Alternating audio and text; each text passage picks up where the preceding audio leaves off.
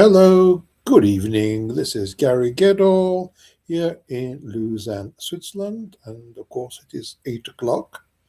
And welcome to this Monday evening edition of Who is Meghan Markle? So tonight we're going to have the first episode of Who Are Meghan's Men? Now, we've already been introduced to some degree to two of Meghan's men. That is her father, Thomas Markle Sr., and her first husband, Trevor Engelson. So this first segment, that's the word I'm looking for, I found it. Very fortunate to have found it. It was not hiding anywhere. His first segment is going to be on Thomas and Trevor, because they're both begin with T, and because it's relatively short. And next week, we're going to start to look at her relationship with Harry and a bit of who Harry is, because we haven't got there yet. I mean, we've looked at a fair bit of her father, that's obvious. Hello, good evening, welcome. So, as I say, tonight we're going to look at Thomas Markle Sr. and Trevor Engelson, the first of her three men, first of Meghan's men. And the reason why I find also they put the two together is that in many areas they're actually quite similar. They're quite serious, quite studious. I would say well-educated in being kind and polite, hardworking. They studied their craft. They're serious in what they've done. I think it's really important that we have a look and see how they are similar and how they are different. And so we'll start off. There's a few of you here. If you want to send a chat and say who you are, where you are, it's always nice to know. So we're going to start and have a look at the first two of Meghan's men. Just take a moment. We need to go a little bit complicated. There we go. Hopefully.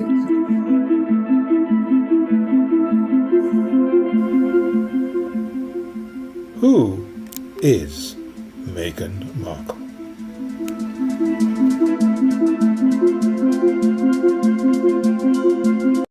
Was evident. That was obviously before.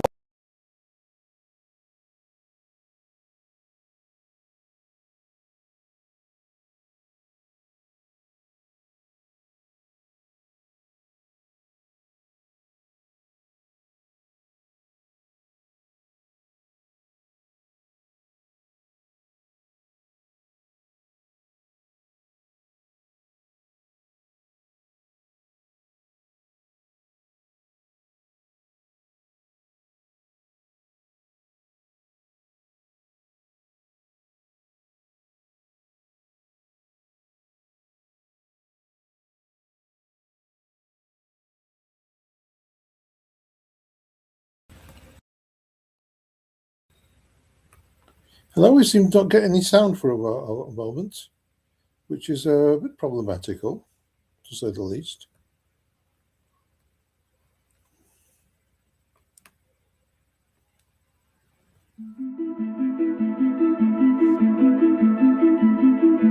No sound. That's bad. Who is Meghan Markle? You could read it, so I don't think that's going to help. Who is Meghan Markle? Hi, this is Gary, psychologist, psychotherapist, family therapist, looking at who is Meghan Markle. Tonight, we'll be looking at the first part of the question, who are Meghan's men? This is very frustrating. Tonight, we'll look at the psychological profile of Thomas, her father, and the history of Trevor, her first husband. I'll start again, because I think... Let's get to...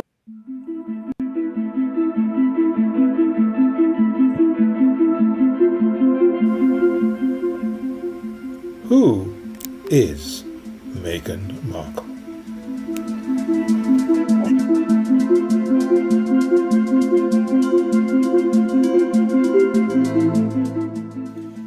this is Gary, psychologist, psychotherapist, family therapist, looking at who is Meghan Markle. Tonight, we'll be looking at the first part of the question, who are Meghan's men? Tonight, we'll look at the psychological profile of Thomas, her father, and the history of Trevor, her first husband. Let's get to her father, Thomas Markle Sr. Now, I'm reading this. This is an assessment of Thomas Markle Sr. that I've downloaded from ChatGPT. Why make it up when you can just read it? But I will reflect on this further on. It would be interesting to see how others see him. That's why I've asked for ChatGPT, because that is a collection of other people's visions of him. So, Thomas Markle Sr.'s personality and behavioural traits can be understood by examining his early career, personal life, media involvement, and interpersonal relationships. On the introvert and extrovert level, it says that Thomas appears to lean towards introversion. While his career in television required interaction with colleagues and performers, he was primarily behind the scenes, avoiding the limelight. His limited public appearances prior to Meghan's engagement suggest comfort in private life rather than public performance. I totally agree with that. We're looking for themes now. We're looking for themes that will reveal themselves. His communication style is being described as warm and personable in small, familiar surroundings, which is really what you'd expect from someone who's more of an introvert. But after the conflict with Meghan, he was much more talking to the media and things like that. However, I don't think that's his personality. I think that's really a reaction to a very stressful situation. That part of his story I'll delve into at the very end in another episode, as promised. Regarding his motivation and involvement in Meghan's education and theatrical productions, these indicate a supportive parental role during her youth. I've not mentioned that before, but it's certainly well worth mentioning. His pride in her achievements was evident. That was obviously before the relationship deteriorated. So, to summarise, Thomas Markle appears to be a reserved, reflective individual who prefers private life but can be found to be outspoken under emotional stress. Well, that seems to me to be fairly reasonable. His choices suggest a blend of introversion, traditional values, and a need for recognition. Well, honestly, most people need recognition from time to time. Is that a personality weakness? It's just the fact that somewhere along the line he disappeared from the story altogether. Anyway, so that's it. That's our first of Meghan's men. So, next is Trevor Engelson. I'll name him the temporary husband. Okay, early life and education. Trevor Engelson was born on October the 23rd, 1976 in Great Neck, New York, into a Jewish American family. Although a lot of Jewish people have been involved in the entertainment world, I don't think that really made any real difference. So he went to high school and then studied journalism at the University of Southern California. In 1998, he graduated from the University of Southern California, USC Annenberg School for Communication and Journalism. Now, according to Google, the USC Annenberg School for Communication and Journalism is exceptionally well regarded, consistently ranking among the top global institutions for communication and media studies and holding the #1 US spot in the QS World University Rankings for the field. Not bad. So already we have someone who has succeeded to enter and graduate from a very prestigious program, which speaks of intelligence, hard work, and consistency. From there, he began his career as a production assistant. Now, this is what I find interesting. He and Thomas both started their careers at the bottom of the ladder to learn something, and they carried on in the same general field. Now, it's true that Thomas stayed a lighting engineer and became a very successful lighting engineer, whereas Trevor, he moved around in the Hollywood sphere. But he started his career as a production assistant, his lowly job from which to learn the business from the bottom up. From 1998 to early 2001, he worked as a production assistant, working on both film and TV sets in Los Angeles after graduation. It was an entry-level job, typical for breaking into the industry. In 2001, he transitioned to become a talent manager after giving himself 3 years to learn the business. Later the same year, he founded his own company, Underground. Now, according to ChatGPT, by 2004, Trevor Engelson was a junior Hollywood insider, someone in the system, networking and starting to produce. I would suggest that a young actress eager to advance in the industry would most likely have known who he was. So let's have a look at some of his credits. 2005, first notable producer credit as co-producer on Zooman, a TV movie. 2006, a producer of short films. 2007, producer of his first mainstream feature film, License to Wed, starring Robin Williams, Mandy Moore, and John Krasinski. 2009, producer All About Steve, starring Sandra Bullock, one of my favourite actresses, and Bradley Cooper. 2010, producer Remember Me, starring Robert Pattinson, with Meghan Markle in a small role. 2011, producer Snowfall pilot in development, which continued producing for TV. So to recap, before moving into talent management in 2001 and founding his own production company, he'd been hanging around working in the industry for at least 3 years.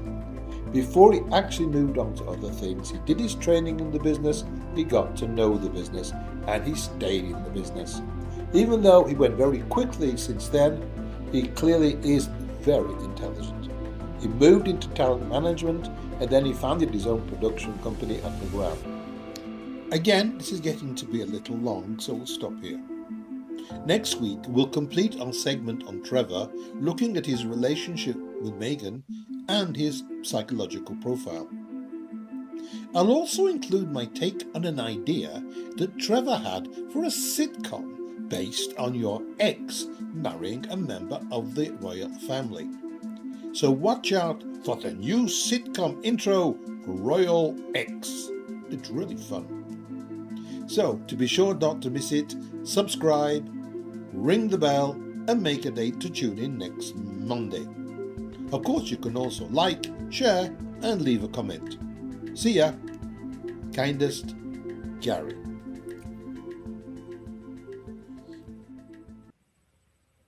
So there we are. Yeah, that was me. That was me looking a bit more posh. Actually, it's not really me. It's a computer-generated me, but it's close enough. So I'll be interested to actually hear what you thought about that. What you think about the similarities between Thomas and Trevor. As I said, I feel that there's a lot of similarity in the seriousness of the guys, of the way that they gone up from working at the basics and become very, very successful in their own fields. And so I believe that Meghan was attracted to Trevor because there were certain positive traits of her father that she more than likely appreciated. On the other hand, being a producer of films and television, I don't think was not useless for her. And although maybe she doesn't really wish to appreciate or acknowledge how much help he gave her in her early years. I'm sure that she benefited a lot from his introductions and his contacts and the way that he functions. Now, the fact, if you've looked at the other video of the first marriage, the fact that as soon as she started to become successful in Suits, she basically dropped him like an old sock. Doesn't bode very well for how she keeps in relationships. But anyway, that's another thing. So it says in the video that next week there will be more of Trevor, and there will be the entrance, the beginning of Royal X, which was just a bit of fun that I had to imagine how that would work. So please like, subscribe, send me a message. I'm here every Monday evening, if I can be, and we'll have another episode of another segments at least of Who is Meghan Markle. We've got quite a few more to come. We've got all to do with Harry, which is really important. And then we have after Harry, there's a case study, which is a very, very interesting thing, because by using a case study, we can actually see what it is in the childhood experiences, to some degree, of both Meghan and Harry, which is similar for both of them. That's my job as a therapist. It fascinates me how two people who have come from pretty much different backgrounds. You look at someone that's born and bred in California, in that sort of very excited and intense world, and you've got someone that's brought up as a young British noble in a very quiet world and a very reserved world, where there's a lot more expectations. He was brought up in a world where there's expectations basically from day one to be a prince and in line to the heir of the throne and everything else that's implicated in that. Is it not the same to be brought up as maybe a little bit of a sport little girl with every possibility and every freedom in California? So it does seem to be particularly different. And yet I really believe, and you'll see this in future videos about Harry and Meghan, that the way that their mothers functioned, I consider to be almost identical, which might seem odd to you. And the way that their fathers are, and you say, well, how can you say that a lighting technician in California could be similar to the prince, future king of England? How can they be similar and how be the same? But my job as a therapist is to actually to look at the way that people function. And the way that people function, although everything's linked to your real circumstances, but the way that people function is their own. And you can have someone that, I'll give you an example because you're here. And when I was at university in Birmingham, in England, in Aston, Birmingham, I used to know a girl called Liz. That's her real name, but she's not a patient, so I can say that. I don't even know where she is now. She must be quite old, so aren't we all? And she came from this very middle-class family that everybody did things exactly the right way. And we were in England, we have something called students' unions, which are usually a whole building in which the students run themselves. And I don't know nowadays, but in those days, I think there were 3 bars, 3 big bars in the building. So it was really something that was part of the students' normal functioning. But on the first floor, there was a little cafe. And in this cafe, they would have very, very simple food like sausages and baked beans and toast and things very simple.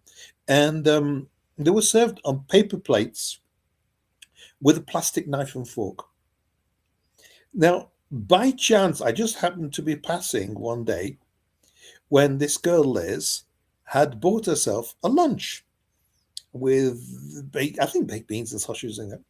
And I remember watching her sitting very, very appropriately with this plastic knife and fork and this paper plate, trying to eat as if she was eating in a top class restaurant.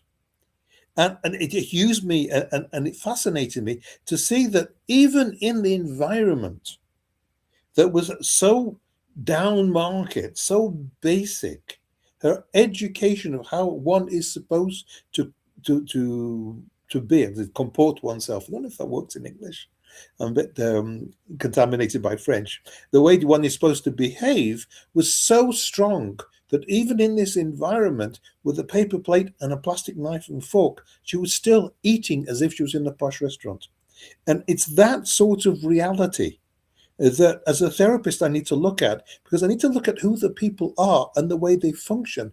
And sometimes it's at odds with their environment. And when it's at odds with their environment, then that creates certain conflicts and certain difficulties. Or sometimes they go beyond that and they still succeed to behave and to live and to function as if they're in their environment that they're usually in. And these are the things, and this is why, even though Meghan is brought up in California, with a father that's a lighting director and a mother that was doing 1,000 things. I mean, she started off as a makeup artist, and then she got married, and then she left that, and then she became she had, I think, a dress shop at one point. I've got no information about that. I know she started a travel agency in California, and then she opened a travel agency in, I think, in London. Definitely in England. That didn't work. She went bankrupt. She went back. She went back to America, and then she started teaching jewelry and started teaching yoga. So these are all, she's a very, very busy woman doing lots and lots and lots of different things. But how much time did she actually have for Meghan? Well, we'll discuss this. I don't know if I've already discussed this or we'll discuss this.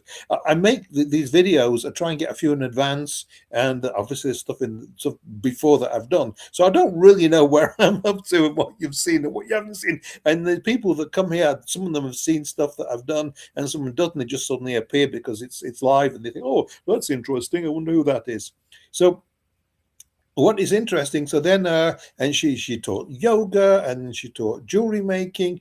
Where she's trained to do it, I have no idea. And then she went to university after that, and she studied I think social sciences or something like that. She got a bachelor, she got a master, she went social worker, and then she sort of took over a nursing home in Switzerland. They call that an EMS, an establishment medical social, and an old people's home, nursing home, whatever.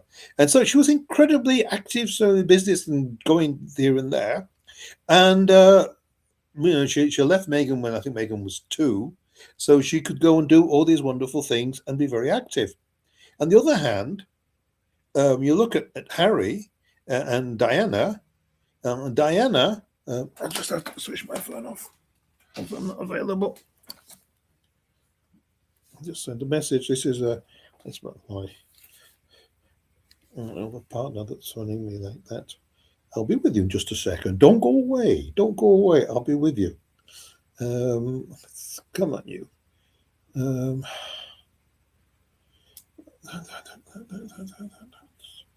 Phone recent. No, I think this thing's on. Just a message. Not available. Not available for. You can tell it's live, can't you? For the moment. There you go, message sent. So we've looked at Meghan's mother, Doria, and we look on the other side, when we look at Harry's mother. I said this is all in different videos, and you look at that, is that she didn't separate when he was 2. He was much older than that, but it seems that quite early on in his life, she started to have, from what I understand, other relationships, and she was going here and there, and she was not very available either as a mother. And of course, as a young royal, Harry was very, very early on put into nursery school and then middle school and then boarding school. And then I think he went to Sandhurst, I think. There was very sort of like in the English educational system, which kept him away from home also quite a lot. But I think she was also very, very much involved with going in all different directions and doing all different things. So I don't think she was very available. However, and this is what's really fascinating, and this you'll see in the videos when we look at them, is the fact is that both of the mothers, I mean, I don't know, because it's very, very unclear what sort of time Meghan spent with her mother. It's very difficult. Can't seem to find any information on the internet to really clarify how much time they spent together. However, whenever Meghan talks of her mother, she was wonderful. She taught her values and yoga and things like that. So Meghan's image of her mother is wonderful. Harry had some incredible times with his mother. He might not spend a lot of time, but I just read something on the internet. I read that tonight, so it's interesting. Is that I think is it Kurt Russell, the actor? Goldie Hawn. Goldie Hawn, who was a good friend of the Duchess of York, whose name escapes me for the moment, ginger one. She was a good friend of Goldie Hawn, and who was married to Kurt Russell. And it seems that Diane met them at an opening of a film. And she mentioned to them how difficult it was with having the paparazzi there all the time and having no time. And what I read, I think it was today, was that Goldie Hawn mentioned to the Duchess of York, whose name will come back to me at some point, that she should contact Diana. So Diana contacted them, and she and Harry and Andrew went and stayed in their ranch for, I think, 10 days. So can you imagine you're off with your mother and your brother at quite a young age, must have been, and you've spent a week or 10 days at the ranch of two film stars in America. That must have been an incredible experience. As well as that, she took the kids to Germany and somewhere else they took them. So, and then there was this whole thing with the sports day at school. So I'm totally convinced that Harry's image of his mother must have been wonderful, because like every time he was in contact with her, it was wonderful. And I hear also Meghan's attitude towards her mother is also somebody that was wonderful. And the poor bugger fathers, I'm sorry to call King Charles a poor bugger father, I might get into trouble for that. They sort of like solid, stable, present. They're like, they're no good. They're the bad ones. They're the ones. And if you look at Meghan with her father, I don't know if she's even contacted him. He's like, I think the last thing I heard, he's lost a leg. And it's really in a poor way. And it seems, and as I say, things change very quickly.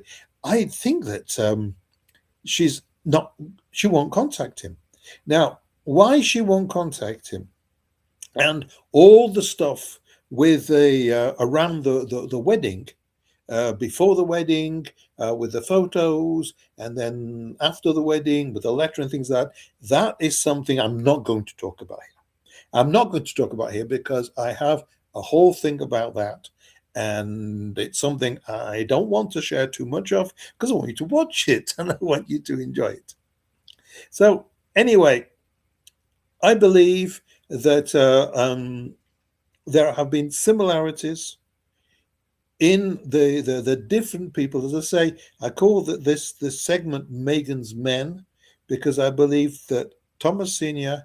and Trevor and Harry have all got things that link into her story, into her past, and that's my job.